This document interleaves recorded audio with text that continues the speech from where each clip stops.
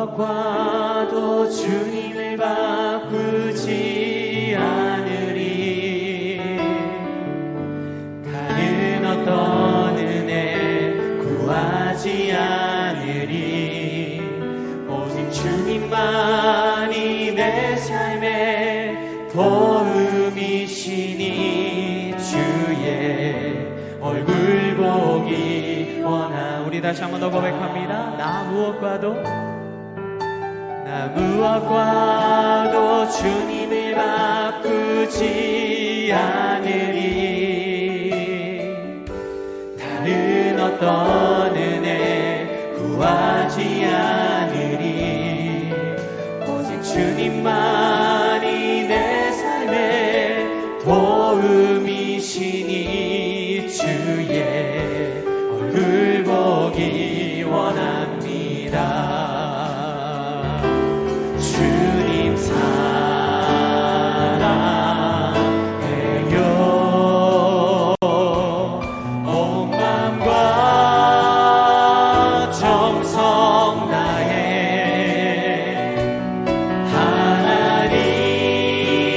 하나님의 신실한 친구 되기 원하. 한 번 더 우리 나 무엇과도 주님을 바꾸지 않으리. 다른 어떤 은혜 구하지 않으리. 오직 주님만이 내 삶의 도움이시니 주의 얼굴 보기 원합니다. 고백합니다. 주님 사랑해요.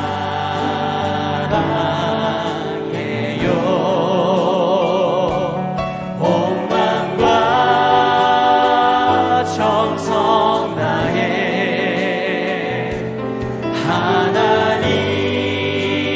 하나님의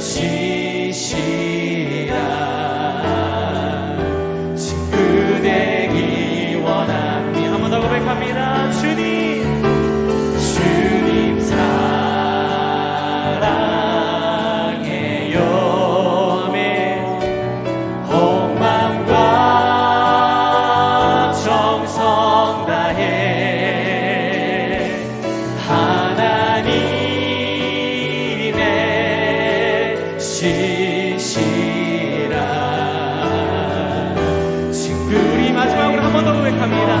예수 그리스도 우리 주님을 사랑합니다. 주님 사랑해요. 온 마음과 정성 다해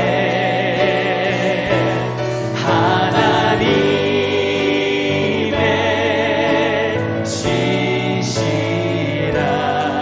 신실한 친구 되기 원합니다.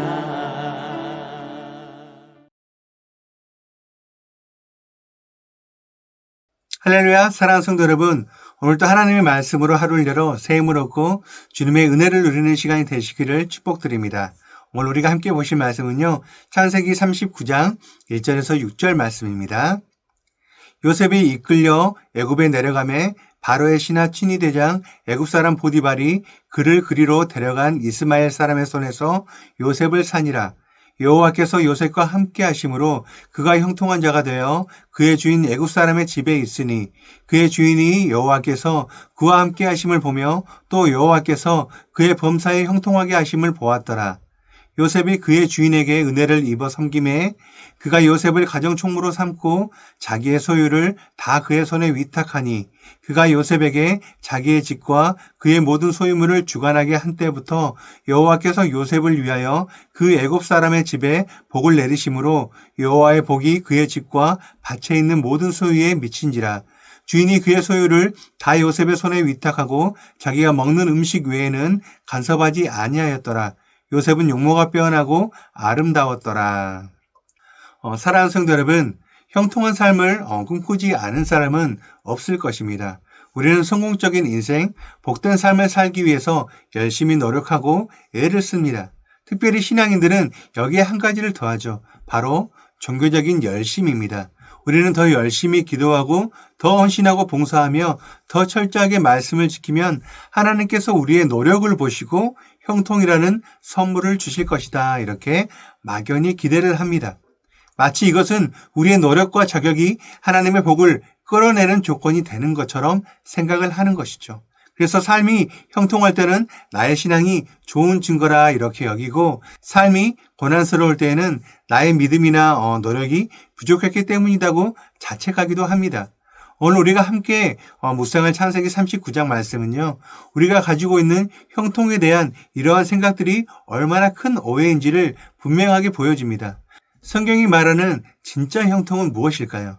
오늘 말씀의 주인공 요셉은 인생의 가장 밑바닥, 즉 모든 인간적인 자격과 조건을 박탈당한 노예의 신분으로 전락했습니다.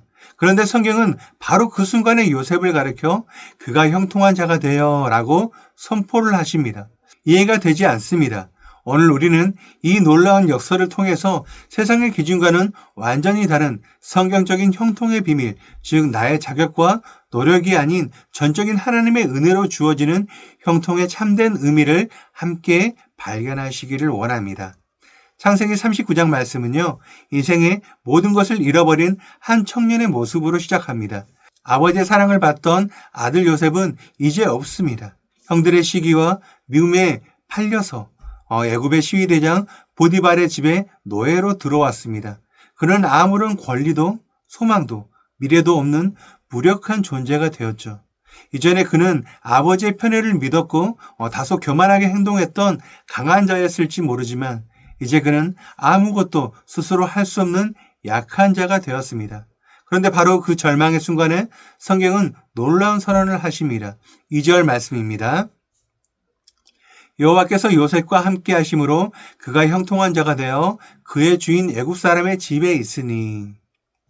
요셉의 형통은 그가 무엇을 잘해서 시작된 것이 아니었습니다. 그의 형통의 유일한 시작점과 근거는 여호와께서 요셉과 함께 하셨다는 사실 단 한 가지였죠. 하나님은 요셉이 강할 때가 아니라 그의 모든 인간적인 배경과 가능성이 사라진 가장 약한 자가 되었을 때 비로소 하나님의 함께하심을 가장 분명하게 드러내시며 일하기 시작하셨습니다. 하나님의 임재는 즉각적인 열매를 맺었습니다. 요셉이 하는 모든 일이 성공적이었어요. 이 놀라운 광경을 이방인 주인이었던 보디발조차 목격합니다. 3절 말씀입니다. 그의 주인이 여호와께서 그와 함께 하심을 보며 또 여호와께서 그의 범사에 형통하게 하심을 보았더라. 요셉에게서 흘러나온 하나님의 형통의 복은 너무나 강력해서 보디발의 온 집과 밭에까지 미치게 되었습니다. 우리는 여기서 가장 중요한 사실을 발견해야 합니다. 이 놀라운 형통의 사건의 주인공은 요셉이 아니라 바로 하나님이시라는 점이죠. 성경은 요셉이 얼마나 성실했는지, 얼마나 지혜로운지에 대해서 한마디도 언급하지 않고 있습니다. 물론 요셉은 최선을 다해서 살았을 거예요. 하지만 성경의 초점은 요셉의 행위가 아니라 그와 함께 하시며 그를 형통하게 하시는 하나님께만 맞춰져 있다는 것입니다. 우리는 종종 내가 이렇게 열심히 했기 때문에 하나님이 복을 주셨다라고 생각하며 나의 행위와 하나님의 복을 연결시키려는 그런 경향이 있습니다. 하지만 오늘 본문은 그 생각을 완전히 뒤집어 엎습니다. 형통의 이유는 요셉에게 있지 않았습니다. 그것은 전적으로 은혜를 베푸시는 하나님의 주권적인 성품에 있습니다. 은혜란 자격 없는 자에게 거저 주시는 하나님의 선물입니다. 하나님께서 요셉과 함께 하신 데는 아무런 이유가 없습니다. 주인공이 하나님이시기 때문에 하나님께서 하나님의 선하신 뜻과 성품에 따라 그저 은혜를 부어주신 것입니다. 그렇다면 이 은혜의 원리는 오늘 우리에게 어떻게 적용이 될까요?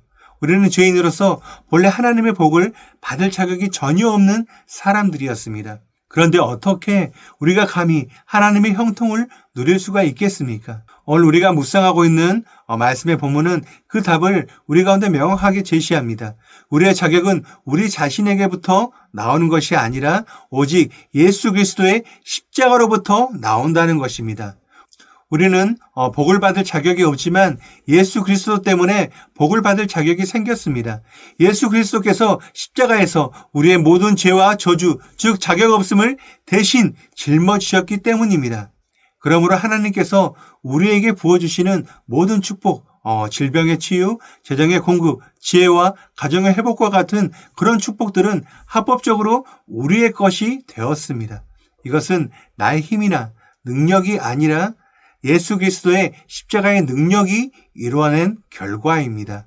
따라서 우리의 기도는 더 이상 복을 받기 위한 자격을 취득하기 위한 과정이 되어서는 안 된다는 것이죠. 우리의 기도는 그리스도 안에서 이미 우리에게 주어진 것을 자격을 사용하는 그런 행위가 되어야 합니다.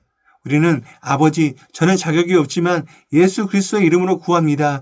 이렇게 기도하는 것이 아니라는 거예요. 우리는 하늘에 계신 우리 아버지, 저는 그리스도 예수 안에서 아버지의 자녀가 되는 완전한 자격을 얻었으니 자녀에게 약속하신 지혜와 회복과 축복을 주실 줄 믿고 감사합니다. 이렇게 기도하게 된다는 것입니다. 우리의 형통은 우리의 노력이 아닌 이미 완성이 된 십자가의 공로에 근거하고 있기 때문이죠. 오늘 우리는 요셉의 삶을 통해서 성경적인 형통의 비밀을 배웠습니다. 참된 형통은 나의 힘과 노력, 나의 자격과 조건에서 비롯되는 것이 아니라 오직 나와 함께 하시는 하나님의 은혜로운 임재 그 자체입니다. 그리고 그 은혜를 누릴 수 있는 유일한 자격은 바로 우리를 위해서 십자가에서 모든 것을 이루신 예수 그리스도이십니다. 오늘 이 놀라운 은혜의 원리를 우리의 삶에 적용하며 새로운 믿음의 결단을 하기를 원하시는 성도님들은 어떻게 해야 할까요? 첫 번째입니다. 나의 약함을 하나님의 능력의 무대로 내어드립니다. 혹시 지금 인생의 밑바닥에서 무력감과 절망을 느끼고 있으십니까? 모든 자격과 조건을 잃어버렸다 생각하십니까? 바로 그 자리가 하나님께서 일하시기 가장 좋은 자리입니다. 요셉이 그러했듯이 나의 강함을 의지하려 했던 그 교만을 내려놓고 나의 약함과 무력함을 정직하게 주님께 고백하시길 바랍니다. 내가 약할 그때에 나를 통해서 온전하게 역사하시는 하나님의 형통을 경험하게 되실 것입니다. 두 번째입니다. 얻으려는 기도에서 누리는 기도로 나아갑니다. 혹시 나의 기도가 하나님의 복을 얻어내기 위한 종교적인 노동이 되어 있지는 않으십니까? 오늘부터 기도의 패러다임을 바꾸시길 바라요. 우리는 더 이상 복을 구걸하는 그런 존재가 아닙니다. 우리는 그리스도 안에서 모든 것을 상속받은 하나님의 자녀입니다.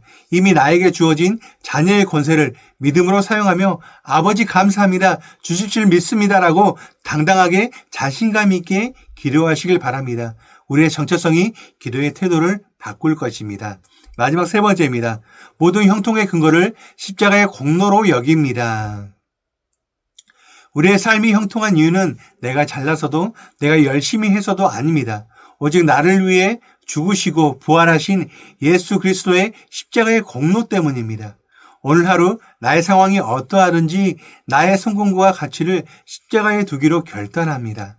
직장에서, 가정에서, 관계 속에서 어려움이 찾아올 때마다 나는 비록 부족하지만 나를 위해 모든 것을 이루신 예수님이 나의 형통의 근거가 되십니다. 이렇게 믿음으로 선포하시길 바랍니다. 십자가 안에 거할 때 우리는 세상에 줄 수도 알 수도 없는 참된 형통을 누리게 될 것입니다. 우리 함께 기도하시겠습니다.